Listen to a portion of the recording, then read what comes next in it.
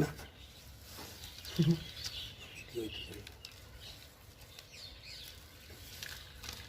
কোনো কিছু লোকানোর দরকার নেই, যাতে আমরা নতুন একটা অভিজ্ঞতা নিচ্ছি।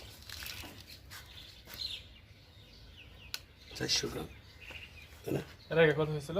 410, কালকে ছিল 410, আজকে হলো মানে ষষ্ঠ দিনে আসা, সপ্তম দিনে আসে 400 গ্রাম।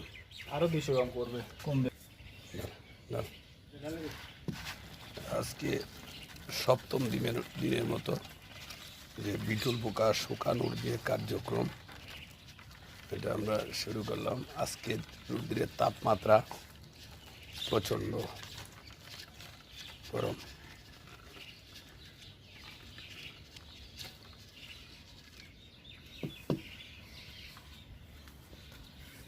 রৌদ্রের তাপমাত্রা এরকম যে আমার দাঁড়ালে ওই যে ছায়াটা পর্যন্ত পড়ে, এই যে ছায়া পড়ে, ঠিক আছে রে, এটা কাটি দিয়া এরকম একটা কাটি দিয়ে পাতলা পাতলা করে একদম সরাইয়া ছিটিয়ে দিতে হবে,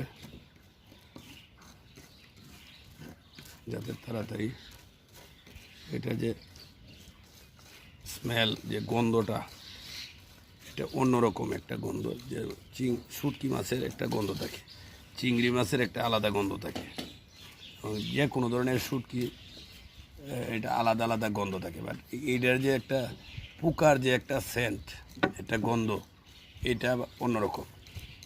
এটা নতুন একটা অভিজ্ঞতা। এই গ্রানটা